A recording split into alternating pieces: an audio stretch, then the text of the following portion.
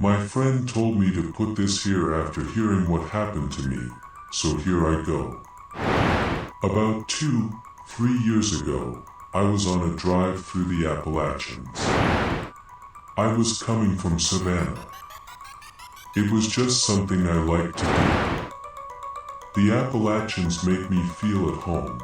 I just get this overwhelming feeling of peace and comfort whenever I visit. It's hard to explain, but I treat them as my true home.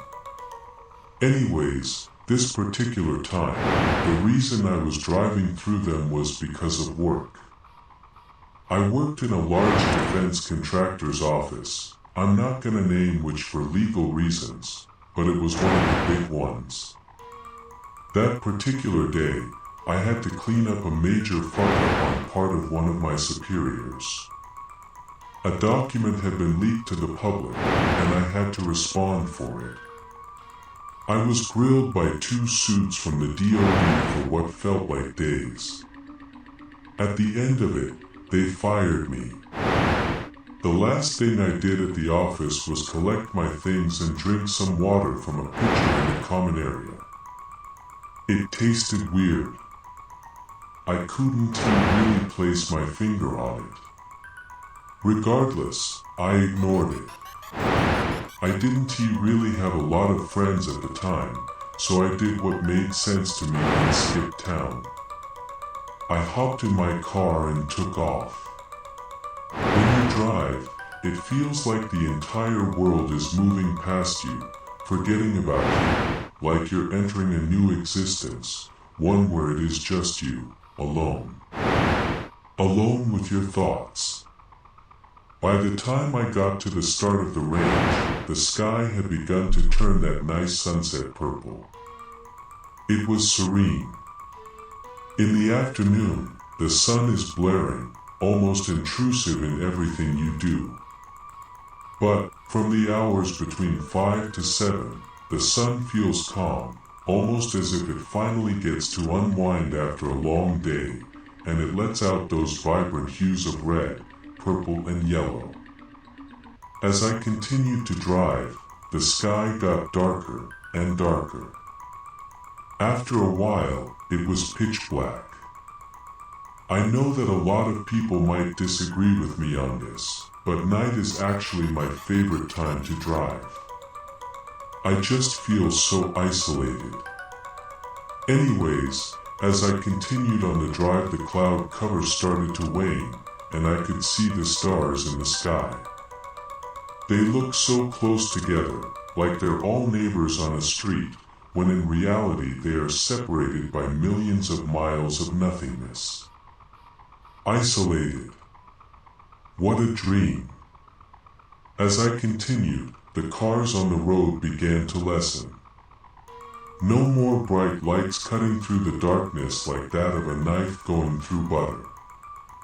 It was truly me alone, isolated with my car. I lost track of time for a bit. Hours could have passed and I wouldn't have noticed. What I did notice, however, was that my car was slowly but surely running out of gas. My phone didn't have any service, but luckily I spotted a sign on the side of the road. Gas, 3 miles. My car only had 1 mile left. Shortly after this, my phone died, which was weird because I hadn't really been using it, but I ignored it. I decided to leave my car on the side of the road. I would go on foot to get it.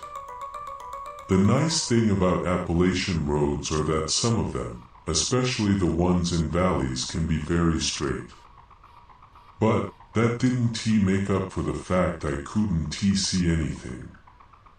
If you're in your car, you feel isolated and alone, but you feel safe, you don't feel vulnerable. I hated feeling vulnerable. If you are walking in the dark, alone and isolated, you do. The thought that after I got this gas, I would be able to keep driving alone, yet safe through the dark void, kept me going. The worst thing about the walk, though, was the sensory deprivation. It felt as though every step I took I was gambling on whether or not I would leap out of this reality and go into the next, one where you couldn't see or hear or feel. After an amount of time, I finally saw the glow. The soft, dim glow of what felt like a bastion of light surrounded by a moat of darkness. The parking lot of the gas station was small, and there was only one pump. I had only brought cash with me. I grabbed the handle on the door. It was harsh metal, maybe steel. I swung the door out and entered the shop.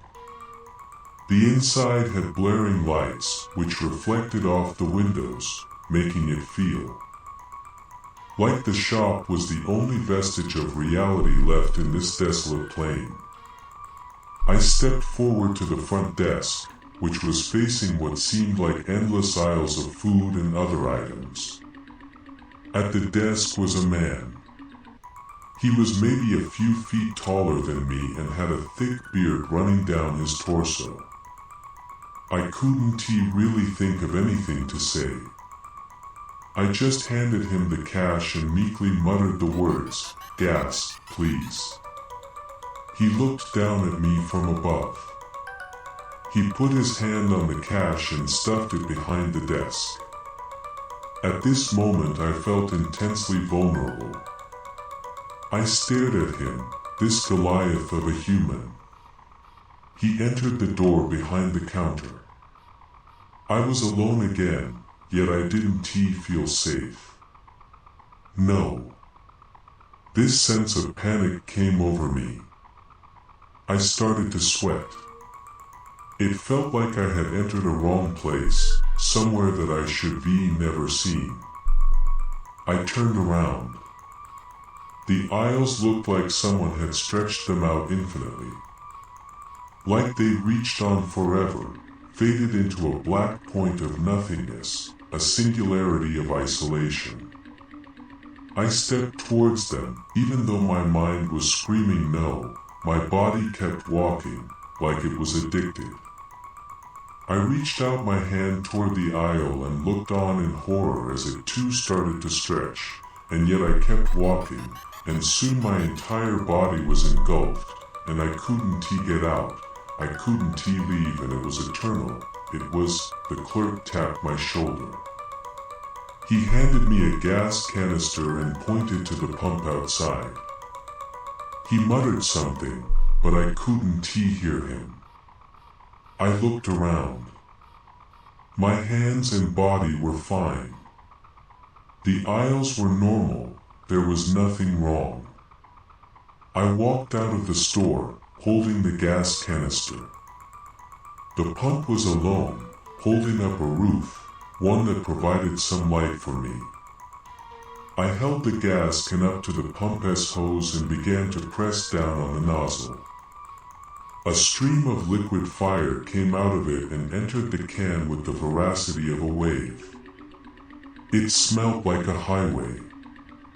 When the can finally filled up, I took my hand off of the nozzle and let the last few drops fall onto the emptiness of the dark. I stepped back from the pump. I began to walk into the all-encompassing darkness once again. The darkness, like before, was debilitating. I kept my eyes forward and continued to march.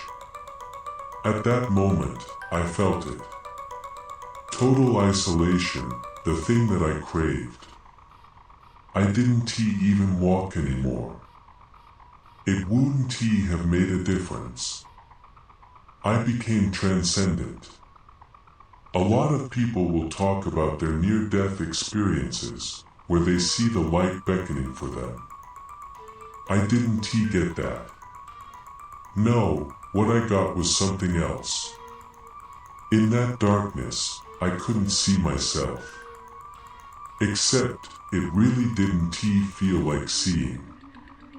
No, it felt like I was watching something happen from inside my head but not actually experiencing it.